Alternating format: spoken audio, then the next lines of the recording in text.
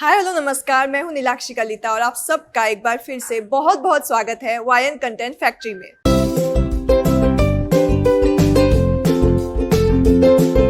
तो गाइस, आप सबका बहुत बहुत स्वागत है हमारे how to be an actor series के इस इंटरव्यू के इस नए एपिसोड में। तो हमारे साथ जो शख्स मौजूद है वो एक एक्टर है जिनको आपने बहुत सारे मराठी प्लेज और बहुत सारे एड्स और बहुत सारे सीरियल्स में देखा होगा, जैसे कि मेहंदी है रचने वाली, देवदी 2, क्राइम पेट्रोल, बहुत प्यार करते हैं जैसे बहुत सारे सीरियल्स में आपने उनको बहुत उम्दे कैरेक्टर्स में देखा होगा। तो हम आज बात कर रहे हैं अस्मिता असगांवकर जी से। अस्मिता जी, आपका बहुत बहुत स्वागत है हमारे ये how to be an actor series के इस इंटरव्यू के इस एपिसोड में। हाय हेलो नमस्कार नीलाक्षी जी, बहुत अच्छा इंट्रोडक्शन आपने दिया, मुझे बहुत अच्छा लगा, थैंक यू सो मच। मैं वाई एंड कंटेंट फैक्ट्री का तहे दिल से शुक्रिया अदा करना चाहती हूँ कि उन्होंने मुझे यहाँ पे बुलाया और मौका दिया कि मैं अपनी बात सबके सामने रख सकूँ और बहुत खुल के सब बातें बता सकूँ और क्वेश्चन आंसर कर सकूँ। Thank you. तो हमारे सीरीज़ का ये जो इंटरव्यू एपिसोड है इस पे हम शुरू करते हैं। इसका एक प्रथा है हमारा जिस पे हमारे जो कोलैबोरेटर्स हैं वो कुछ गिफ्ट्स भेजते हैं हमारे गेस्ट के लिए। गिफ्ट्स? हाँ, हम सबको पसंद है गिफ्ट्स ऑब्वियसली। तो वो गिफ्ट्स दे के आपको हम इस पूरे इंटरव्यू एपिसोड का शुरुआत करना चाहेंगे। तो चलिए स्टार्ट करते हैं। हमारा जो पहला सेगमेंट है वो है हैशटैग रिवाज। चलिए स्टार्ट करते हैं।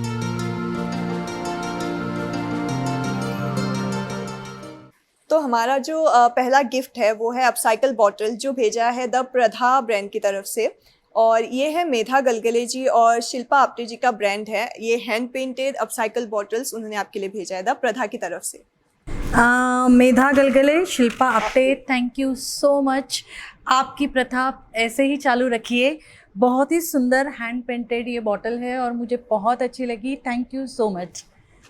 मैं अपने घर पे सजा के रखूँगी। आपका ये प्रधा ये ब्रांड है वो बहुत बड़ा हो, आपको ऑल द बेस्ट। जो दूसरा गिफ्ट है वो भेजा है वेदेश्री क्रिएशन की तरफ से।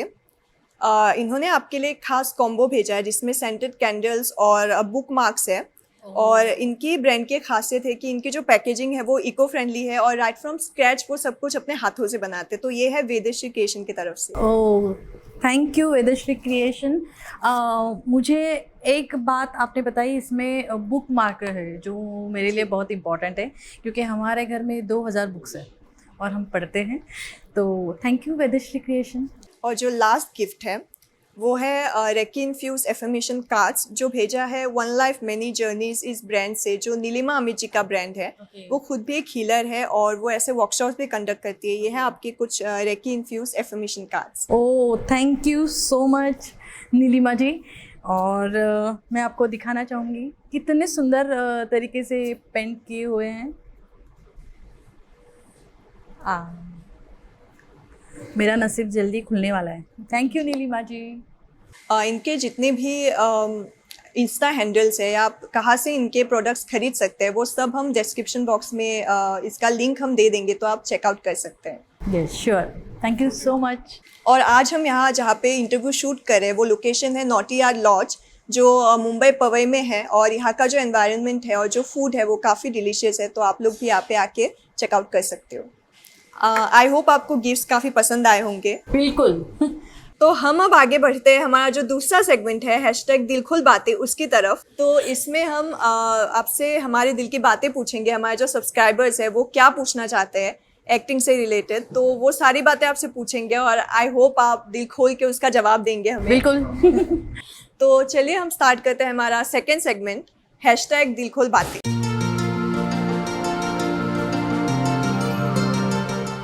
तो इसमें हम आपसे हमारे दर्शकों के जो बातें हैं, जो सवाल है वो पूछेंगे और आई होप कि आप दिल खोल के हमें उसका जवाब देंगे। तो आपके एक्टिंग जर्नी से रिलेटेड क्वेश्चंस होंगे, कुछ फन सेगमेंट्स भी होंगे बाद में। तो पहला सवाल है कि आपने एक्टिंग इस फील्ड में आने का क्यों सोचा? एक्चुअली मैंने सोचा नहीं।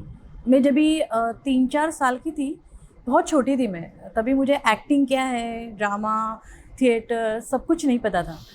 पर मेरे आई बाबा को, मतलब मेरे मदर एंड फादर को बहुत मतलब सिनेमा देखना या फिर नाटक देखना, प्लेस देखना बहुत अच्छा लगता था। वो मुझे छोटी थी तब से लेके जाते थे। मेरा मामा भी वैसे था। तो एक दिन हम लोग एक प्ले देखने गए थे और मेरे जो बाबा है उनके जो दोस्त थे वो प्रोड्यूसर थे उस प्ले के।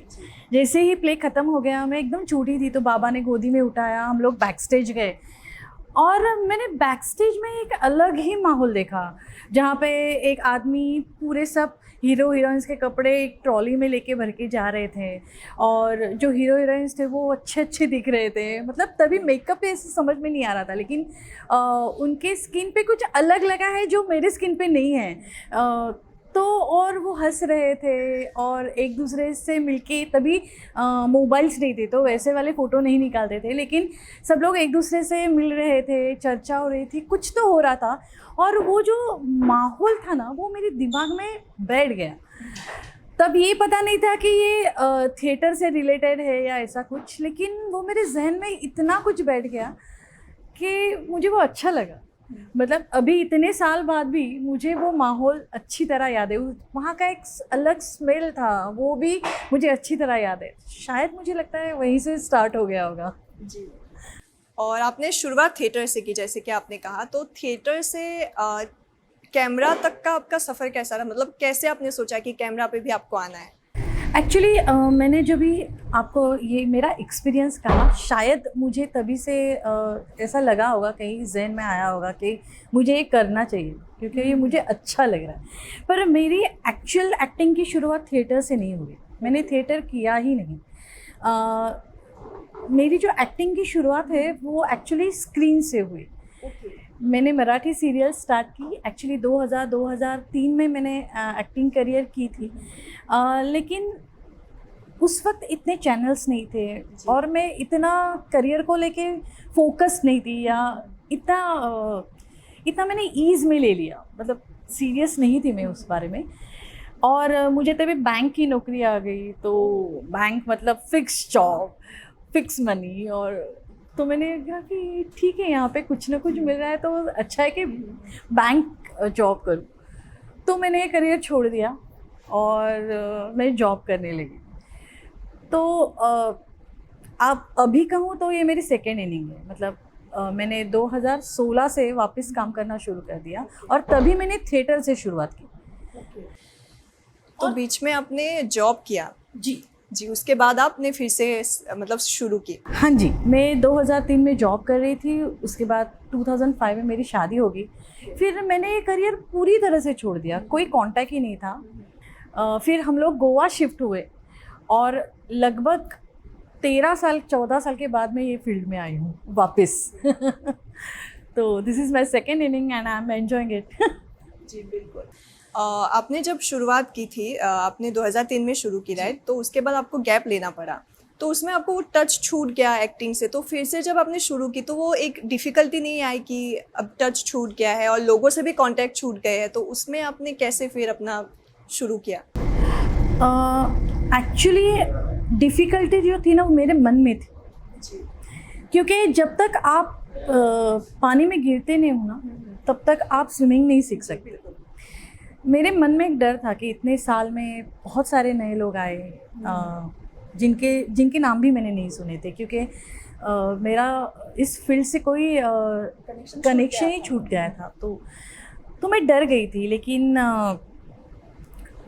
मेरे जो एक दोस्त है जो मराठी एक्टर है और डायरेक्टर है, प्रियदर्शन करके, उन्होंने मुझे कहा कि क्योंकि वाकई उनके साथ मैंने एक नाटक किया हुआ था, प्ले किया हुआ था मराठी कमर्शियल, तो वो मुझे जानते थे कि ये कर सकती है। तो उन्होंने कहा अगर गोवा में नहीं हो और मुंबई शिफ्ट हो गई हो तो वापस एक बार ट्राई करने में क्या हर्ज है, कर लो। एंड आई वाज लाइक कि नहीं यार, बहुत चेंज हो गया है, कॉन्सेप्ट वाइज चेंज हो गया है, लोग चेंज हो गए हैं, मुझे पता नहीं है कि मैं कर पाऊँगी या नहीं कर पाऊँगी। तो बेसिकली वो डर मेरे मन में था। लेकिन उसने कहा जाके तो देख, जाएगी नहीं तो पता ही नहीं चलेगा क्या कर रही हो, कैसे करना है। And he was right. जब से मैंने स्टार्ट किया तब से फिर अलग अलग कॉन्टैक्ट्स मिलते गए, एक काम से दूसरा, दूसरे से तीसरा, और फिर हम लोग मैं मेन फ्लो में आ गई। उसके बाद की जर्नी हम सब देख रहे हैं कितनी अच्छी है आपकी। तो आपके इस पूरे जर्नी का एक बहुत ही अहम हिस्सा है मेहंदी है रचने वाली, जिसके लिए आपको बहुत सराहना मिली और आपका काम सबने बहुत पसंद किया। तो हम जानना चाहेंगे कि आपको ये मेहंदी रचने वाली शो कैसे मिला। एक्चुअली मेहंदी के पहले मैं एक मराठी शो कर रही थी जिसका नाम है शुभमंगल ऑनलाइन, और वहाँ पे मेरे को आर्टिस्ट थे मिलिंद फाटक, जो मेहंदी में मेरे हस्बैंड हो चुके हैं। तो जब मैं कर रही थी तभी उन्होंने मुझे कोऑर्डिनेटर्स के नंबर दिए थे, कई कोऑर्डिनेटर्स के। उनमें से एक थे जिगर ठक्कर, जो एक्टर्स पेज के ओनर भी हैं। तो ही इज़ अ कोऑर्डिनेटर। तो जैसे मैंने बाकी लोगों से कांटेक्ट किया था, उनसे भी किया था। फिर जिगर जी का एक दिन मुझे फ़ोन आया कि हम लोग एक शो कर रहे हैं और उस शो के लिए हम नए एक्टर्स की खोज कर रहे हैं, तो क्या आप ऑडिशन देना चाहेंगी? तो मैंने कहा हिंदी शो है, और उन्होंने बताया कि प्रोडक्शन हाउस सोल है। तो सोल प्रोडक्शन हाउस तो सबको पता है कि कितना अच्छा प्रोडक्शन हाउस है। तो मैं ना नहीं कर पाई और मैंने ऑडिशन दी। तो जब भी मैंने ऑडिशन दी तो एक्चुअली मराठी में दी थी, हिंदी में नहीं दी थी। और मराठी के ऑडिशन बेस पे मेरी हिंदी में मतलब वो रोल मुझे मिल गया, क्योंकि उनको लगा शायद चैनल को कि यही अपनी शारदा है। हाँ, और वो मराठी बेस्ड फैमिली से थी। जी हाँ, जो कैरेक्टर था आपका। जी। तो मैं एक्चुअली स्टार प्लस का और अपने प्रोड्यूसर का तहे दिल से शुक्रिया अदा करना चाहूँगी कि उन्होंने मुझे ये चांस दिया अपने मराठी ऑडिशन पे। Thank you so much. और मेहंदी रचने वाली से हम पूछेंगे कि कोई एक बहुत ही मेमोरेबल कोई एक्सपीरियंस या मतलब ऐसे कोई इंसिडेंट हुआ हो आपके साथ जो आप शेयर करना चाहोगे। वैसे तो कई हैं, लेकिन अगर एक्टिंग के बारे में सोचा जाए तो एक एपिसोड था जहाँ पे जिन्होंने मेहंदी है देखा है उनको तो सभी को पता है कि मेरा जो मंदार है, मतलब जो बेटा था, वो मर चुका होता है और अचानक से वो आता है, जिसका पता शारदा को, मतलब मुझे नहीं है। और अचानक से जब वो सामने आता है तो सब लोगों ने कुछ ना कुछ किया था। और मुझे जो डायरेक्टर थे मेरे, उन्होंने पूछा था आप क्या करेंगे, आप कैसे रिएक्ट हो जाएंगे। सच पूछो तो तब मैं पूरी ब्लैंक हो गई थी, मुझे पता नहीं था कि मैं कैसे रिएक्ट करूं, क्योंकि कई एक्सपीरियंसेस ऐसे होते हैं जो हम लोग बयां नहीं कर सकते और सोच भी नहीं सकते। तो मुझे पता नहीं था कि मैं कैसे रिएक्ट करूंगी उस टाइम पे। तो मैंने सर को बोला, to be frank with you sir, मुझे नहीं पता है कि मैं कैसे रिएक्ट करूंगी। तो उन्होंने कहा कि लेकिन आपका क्लोज है शारदा जी, तो कुछ तो करना पड़ेगा। हाँ, कुछ तो करना पड़ेगा। तो मैंने बोला आप रोल कर दीजिए, जो कुछ भी करेंगी, जो मैं करूँगी आप देख लीजिए आपको अच्छा लग रहा है या नहीं लग रहा है। और जैसे ही उन्होंने एक्शन बोल दिया और जो मेरी एक्टिंग थी, क्योंकि मुझे एक्चुअली में शॉक लगा था कि मैं कैसे रिएक्ट करूँ। मैं मतलब एकदम शॉक से मैं पीछे की तरफ गिर गई। और मेरे जो को आर्टिस्ट थे अजिंक्य जी, तो उनको लगा मैं सचमुच में गिर गई हूँ पीछे, इतना शॉक लगा था। और उन्होंने कैसे कैसे करके मुझे पकड़ लिया, तो वो इतना नेचुरल लगा कि सबको बहुत अच्छा लगा। तो ऐसे कई बार होता है कि हम लोगों को स्क्रिप्ट मिलती है, पर एक्टर्स अभी सोचते नहीं है कि हम लोग कैसे रिएक्ट करें। जब भी वो रोलिंग एक्शन हो जाता है ना, उसी टाइम पे जो आता है स्पॉन्टेनियसली वो आ जाता है। तो वो एक इंसिडेंस मुझे बहुत अच्छी तरह याद है। और सेट पे तो मतलब हम लोग मजाक मस्ती होती रहती है, बहुत ही ज़्यादा। और हमारा जो स्पेसिफिकली देशमुख जो हमारी फैमिली थी, वो तो सभी मतलब खिलाड़ू टाइप के थे। हंसना, रील्स बनाना, रील्स में मैं ज़्यादा नहीं थी हालांकि, लेकिन मुझे खींच के ही लाती थी मेरी जो को-आर्टिस्ट है स्नेहल करके, जिन्होंने मेरी जिठाने का रोल किया था। तो वो मुझे खींच के लाती, चलना करते हैं, तो हम लोग कर लिया करते थे। बहुत गॉसिपिंग भी करते थे। फिर सेट पे हम लोग ऐसा होता था कि स्क्रिप्ट आती थी और हम लोगों को टाइम नहीं मिलता था कभी कभी पढ़ने के लिए। तो बिटवीन द लाइन का जो रहता है वो हम लोग सोचते थे कि अगर शारदा का कैरेक्टर मैंने ये किया है तो मैं कैसे रिएक्ट करूँगी आपके सवाल पे। इम्प्रोवाइजेशन होता था, तो वो सब हम लोग कर लेते थे सेट पे। तो फैमिली सी हो गई थी हमारी। कोऑर्डिनेशन होना भी ज़रूरी है एक्टर्स के बीच, बहुत ही ज़्यादा ज़रूरी है, क्योंकि अगर हम लोग फैमिली दिखा रहे हैं तो वो लोगों को लगना भी चाहिए कि ये फैमिली है। तभी लोग अटैच हो पाते हैं आपके कैरेक्टर से और वो सीरियल से। तो आपने कहा कि आपने शुरुआत स्क्रीन से की, उसके बाद आपने थिएटर भी किया, तो एक एक्टर के लिए थिएटर करना कितना ज़रूरी है? मेरे ख्याल से थिएटर करना बहुत ज़रूरी है, क्योंकि मैंने जब भी बताया आपको तभी यही बताया कि 2000 में जब भी मैंने काम शुरू किया तभी मैंने स्क्रीन से शुरू किया, बाद में थिएटर किया। लेकिन 2016 में मैंने पहले थिएटर किया, बाद में मैं स्क्रीन पे आई। तो कुछ चीज़ें हैं कि वो थिएटर से हमको बहुत कुछ सिखाती है। जैसे कि आप अभी बोल रहे हो, मैं आपसे बोल रही हूँ, तो आपका सवाल सुन के एक जो फ्रैक्शन ऑफ सेकंड का जो गैप आता है, क्योंकि मैं आपको सुनती हूँ, फिर मेरे दिमाग में आता है कि मुझे क्या आंसर करना है। तो बिटवीन द लाइन का जो गैप रहता है ना, वो थिएटर सिखाता है। पॉज कैसे हम लोग क्रिएट करें, उसको कैसे यूज़ करें, अलग अलग तरीके से एक ही शब्द को कैसे यूज़ कर सकते हैं, ये सब थिएटर सिखाता है। नेचुरल हम लोग कैसे रिएक्ट करें, ताकि या फिर अभी देखो मैं कपड़े धो रही हूँ, तो ऐसे पल्लू लेके कपड़े धो रही हूँ, तो वो कभी मैं अटैच नहीं हो पाऊँगी। जैसे हम लोग नेचुरल जो चीज़ें करते हैं वो थिएटर में होती है, क्योंकि हम लोग लाइव कर रहे होते हैं। और उस तरीके का जो एक्टर तैयार हो जाता है ना थिएटर में, तो वो अलग ही, उसकी एक्टिंग अलग ही उभर के आती है। तो थिएटर करना बहुत बहुत ज़्यादा ज़रूरी है, ऐसे मुझे लग रहा है। और हमारे जो सब्सक्राइबर्स हैं उनके कुछ सवाल है, जैसे कि इस इंडस्ट्री में बहुत फ्रॉड्स होते हैं, तो आपने कभी ऐसे किसी फ्रॉड का सामना किया, आपको एक्सपीरियंस हुआ, और फ्रॉड से कैसे बचे लोग? मैं पहले सवाल का जवाब देती हूँ कि मेरे साथ फ्रॉड हुआ है।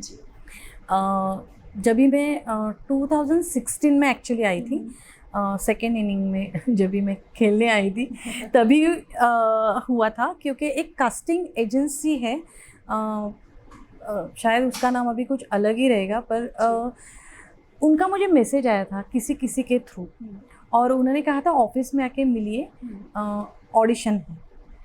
तो मैं नेचुरली ऑफिस में चली गई, और तभी मेरे पास इतना डेटा नहीं था कि कौन सी कास्टिंग एजेंसी जेन्युइन है कौन सी नहीं।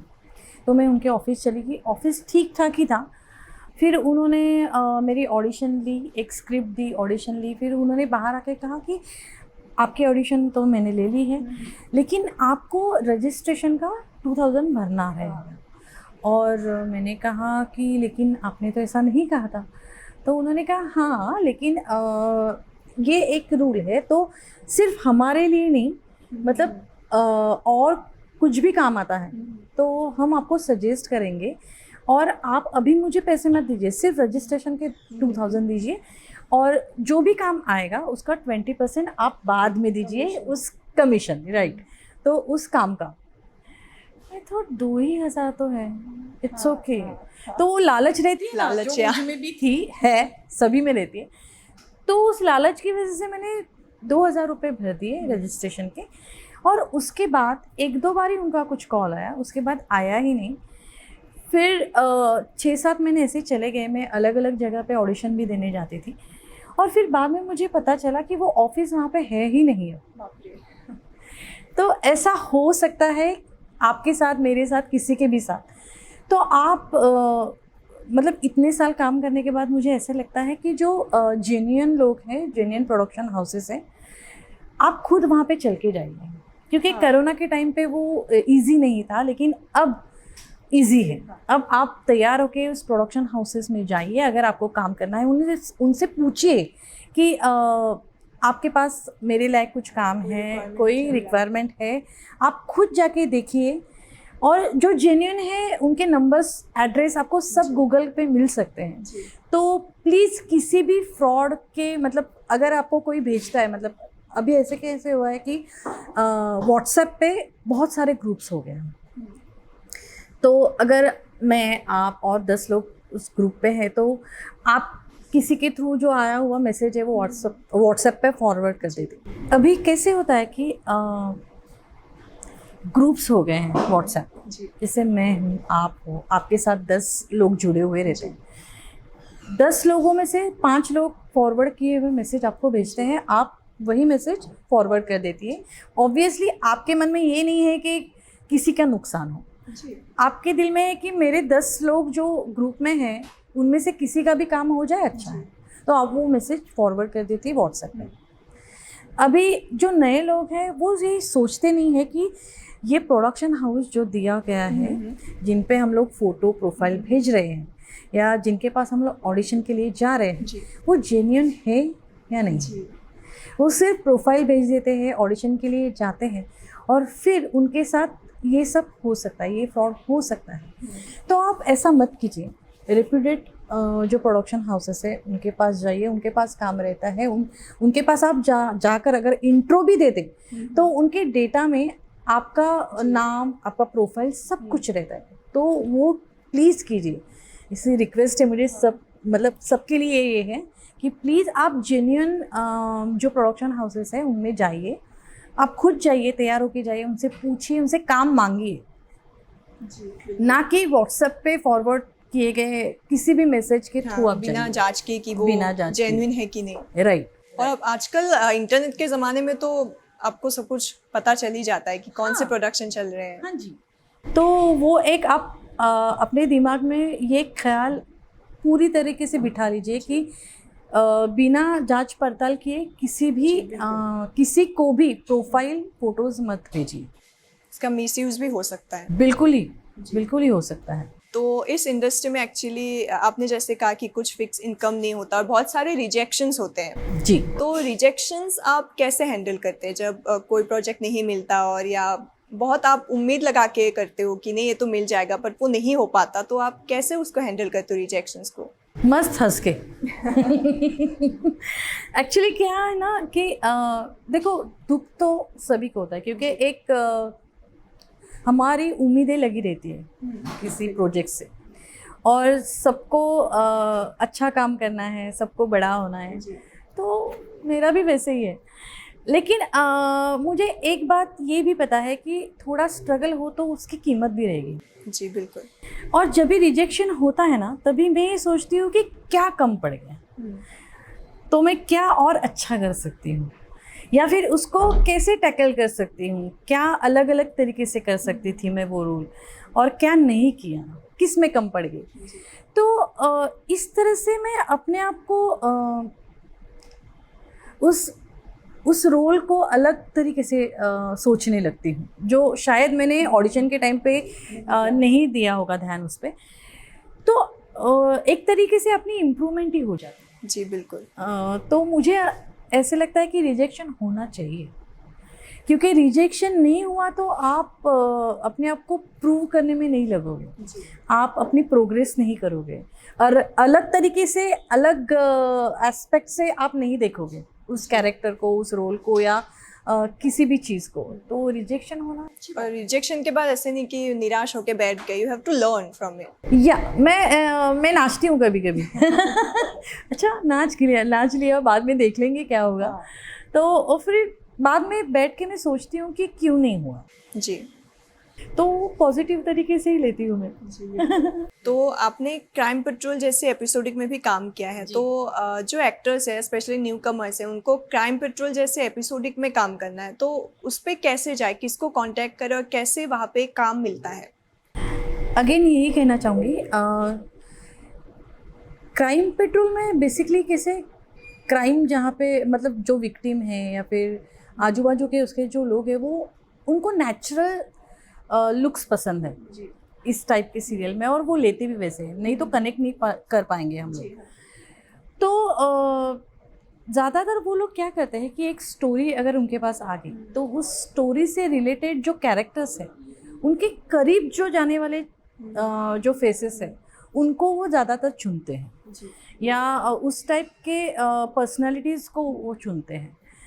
तो मैं वापस वही कहना चाहूँगी, क्राइम के लिए भी बहुत अच्छे प्रोडक्शन हाउसेस है, जैसे ऑप्टी है या फिर राउडी राठौर है। तो उस टाइप के जो प्रोडक्शन हाउसेस है जो क्राइम पेट्रोल को चलाते हैं या करते हैं, प्रोड्यूस करते हैं, तो उन्हीं के पास आप ऑडिशन के लिए जाइए, ना कि किसी ने कहा है तो जाइए।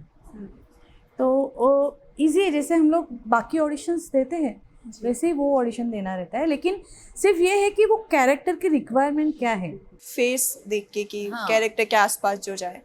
वो चुनते हैं ज़्यादातर। तो आपने जितना भी काम किया है अभी, आपने सीरियल्स किए हैं इतने सारे, तो कोई एक फनी इंसिडेंट जो आप सीरियल के सेट में या आप शूटिंग करते वक्त जो हुआ है, आप हम सबके साथ शेयर करना चाहोगे? एक्चुअली शूटिंग के वक्त या सेट पे नहीं हुआ है। मैं जब भी मराठी सीरियल एक कर रही थी तब हम लोग गोवा में शूट कर रहे थे, गोवा के करीब, मतलब कोंकण में। और अचानक से मुझे एक दिन की छुट्टी मिली और मैं और मेरी एक को आर्टिस्ट है, उन्होंने सोचा कि गोवा 40 किलोमीटर्स है तो हम लोग बाइक पे चले जाते हैं। और हम लोग, मतलब जोश आया ना, एक दिन की अचानक से छुट्टी मिल गई, हम लोग बहुत खुश हो गए और हम लोग 2 व्हीलर लेके चल पड़े। लेकिन गोवा बॉर्डर क्रॉस करने के बाद हमें याद आया कि हम दोनों के भी पास हेलमेट है ही नहीं। और गोवा में ये रूल वो स्ट्रिक्टली फॉलो करते हैं कि हेलमेट चाहिए ही चाहिए। तो जब भी हम लोग जा रहे थे तभी एक हवालदार ने हमको देख लिया और उन्होंने मतलब इशारे से बोल दिया, हेलमेट कहाँ है, हेलमेट कहाँ है। और हम लोग रुके नहीं, हम लोग डर गए और फास्ट स्कूटर लेके चले गए। अभी जाते जाते हम लोग बोल रहे हैं कि अरे हेलमेट तो चाहिए, अदरवाइज हम लोग मर गए, अभी क्या करें क्या करें। ऐसे जाते जाते हम लोग देख रहे हैं और वहाँ पे एक रो हाउसेस, मतलब गोवा में इन जनरल रहता है वैसे था, और उसके बाहर एक मोटर बाइक खड़ी हुई थी, उस पर हेलमेट लगा हुआ था। मैंने मेरे को आर्टिस्ट को रुक रुक रुक रुक वो देख हेलमेट हेलमेट। बोले अरे पागल है, किसी का दूसरे का हेलमेट है। लेकिन मैंने बोला आजू बाजू तो कोई दिख नहीं रहा है, हम लोग लेके भागते हैं। नहीं किसी ने देख लिया तो नहीं, कुछ नहीं होता है। हम लोग दोनों उतर गए और आजू बाजू में देखा तो बंगले के आसपास कोई नहीं था। फिर मैंने उसको कहा मैं काम करती हूँ, मैं उस स्कूटर के पास हेलमेट लेने जाती हूँ और तू ध्यान रख कोई आ रहा है तो उसने कहा कि नहीं मैं जाती हूँ, तू ध्यान रख। मैंने कहा ठीक है। तो अभी ध्यान रखें मतलब क्या करें, इधर उधर घूम रहे, खाली पीली घूम रहे हैं तो सबको डाउट आ जाएगा कि लड़कियाँ ऐसे क्यों घूम रही। तो मैंने अपना फ़ोन निकाला, साइलेंट मोड पे डाला, फ़ोन ऐसे लगा के मैं घूम रही हूँ और मैंने उसको बताया हेलो हाँ सुन ना, कोई नहीं आ रहा है, कोई नहीं दिख रहे हैं, ले ले ले ले ले ले अरे रुक रुक रुक रुक, ऊपर से कोई आ रहा है, शायद बालकनी में कोई खड़ा है। तो उसने कहा अच्छा, तो वो आगे आई, नहीं गया अभी ले ले जल्दी।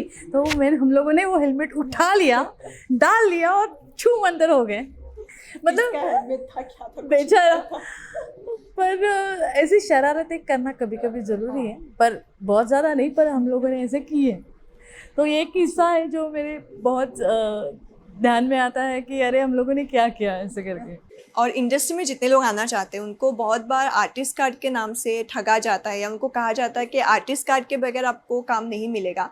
तो आर्टिस्ट कार्ड सच में ज़रूरी है एक एक्टर के लिए काम करने के लिए?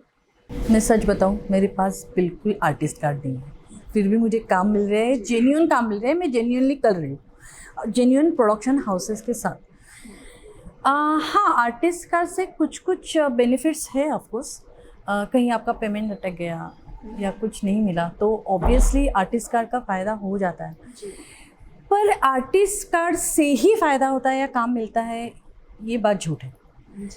आप जेन्युइनली काम कर रहे हो तो आपको जेन्युइन प्रोडक्शन हाउसेस में आप जाके काम कर रहे हो, उनके साथ काम कर रहे हो, तो आपको काम मिल जाएगा। काम बस अच्छी तरह से करना प्लीज़, उसमें कुछ भी मतलब आड़ा टेढ़ा मत सोचना कि ये थोड़ा कम रोल है तो मैं थोड़ा कम कर लेती हूँ, या थोड़ा ज़्यादा है, पेमेंट ज़्यादा है तो थोड़ा ज़्यादा करूँगी, इतने में इतना ही मिलेगा, वैसा मत सोचना। काम जो भी है, हाँ जो भी है वो जेन्युइनली और अपने दिल से करना, ये बहुत ज़रूरी है। तो अभी आप हमारे जो एक्टर्स हैं, जो अपकमिंग एक्टर्स हैं, जो इस फील्ड में आना चाहते हैं, मुंबई में आना चाहते हैं और यहाँ पे अच्छा काम करना चाहते हैं, उनके लिए आप कुछ कहना चाहोगे, क्या मैसेज देना चाहोगे उन्हें? मत आओ प्लीज़, हमारी बैंड बजा दोगे। कंपटीशन बढ़ जाएगा। नहीं मैं मजाक कर रही हूँ, लेकिन प्लीज़ आओ। आप सभी लोगों की वजह से हमें भी कंपटीशन मिल जाती है, हमें सीखने का मौका मिल जाता है, और प्लीज़ आओ, हमें भी सिखाओ, आप भी काम करो। और मुझे ऐसे लगता है ना कि अभी हिंदी हो या मराठी इंडस्ट्री में हो, अच्छे अच्छे आर्टिस्ट आने लगे हैं। उनकी अलग अलग सोच है, हम लोग अलग अलग कुछ करना चाहते हैं, करते हैं।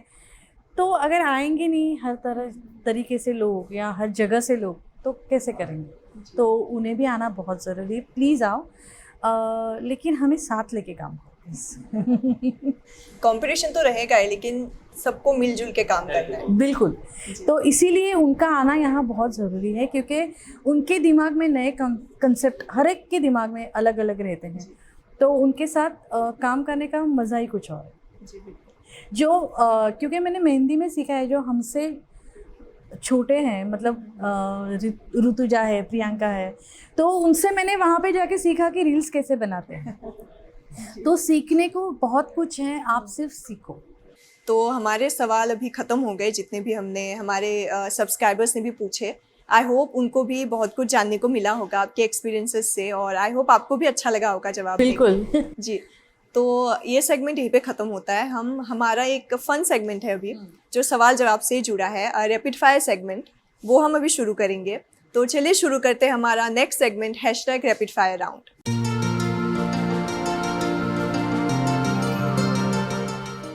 तो इस पे आपको बहुत रैपिडली जवाब देना है। आपके पास पहले ऑप्शंस होंगे, दो ऑप्शंस होंगे, उनमें से आपको एक चूज़ करना है। पहला थिएटर या camera acting? Theatre. Theatre acting, okay. कुछ रीज़न देना चाहोगे आप? थिएटर में जब मैं आती हूँ, एंट्री करती हूँ, तो सिर्फ मैं ही छा जाती हूँ। यहाँ पे एक्शन कट का कोई कुछ संबंध नहीं होता है। आ गई और छा गई, बस। आओ और छा जाओ। तो ऑब्वियसली थिएटर। तो एक है आपका होम टाउन कोकण, और एक है आपकी कर्मभूमि मुंबई। तो इन दोनों प्लेस में से अगर एक चूज़ करना पड़े आपको? मुंबई। मुंबई, कर्मभूमि। जी। और आपके दो शोज़, मेहंदियाँ रचने वाली और बहुत प्यार करते हैं। मेहंदी। जी।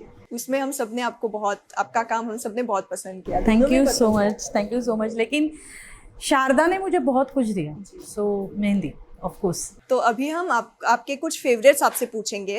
वो आपको बताना है, जैसे कि पहला है कि फेवरेट पर्सन कौन है आपका?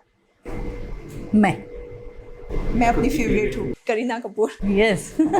सबको अपने खुद से प्यार करना बहुत ज़रूरी बहुत ज़्यादा ज़रूरी है। है, स्पेशली इस इंडस्ट्री में इतने हार्डल्स होते हैं, इतने ये सब होते हैं। तो राइट। जी। Favourite food item? मुझे सब कुछ अच्छा लगता है। मुझे बहुत बहुत ही कठिन सवाल है ये। फिर भी नहीं यार, ऐसे नहीं बता। कुछ एक। पानी पूरी। पानी पूरी, हाँ। पानी पूरी किसको नहीं पसंद। फेवरेट को एक्टर? मारेंगे सब पकड़ के। एक का नाम बताया तुम, हमने क्या पाप किया है ऐसे पूछेंगे, मेरा नाम क्यों नहीं लिया? बाकी सब पसंद है, एक जो थोड़ा ज़्यादा पसंद है। शिवांगी, पल्लवी। फेवरेट काम आपका, कोई एक प्रोजेक्ट? मेहंदी तो है ही, लेकिन मराठी में मैंने जो पहली सीरियल की थी, गाँव गाता गजान, वो मुझे कैरेक्टर्स बहुत अच्छे लगते थे वो करने के लिए, क्योंकि वो इतना नेचुरल था कि हम लोग कपड़े धोने भी अगर जाते थे तो एक्चुअली कपड़े धोते थे, खाना भी पकाते थे तो एक्चुअली खाना पकाते, तो फन था। जी, आपने काफ़ी ऑनेस्टली आंसर्स दिए रैपिड फायर राउंड के जितने भी क्वेश्चंस थे उसके। तो अभी हमारा एक फ़न सेगमेंट है जिसमें हम कुछ गेम्स खेलेंगे। तो वो हम शुरू करते हैं। इसका नाम है #मसालेदार गेम्स। तो हम गेम खेलेंगे इसमें। तो आइए शुरू करते हैं हमारा जो लास्ट सेगमेंट है, #मसालेदार गेम्स। चलिए।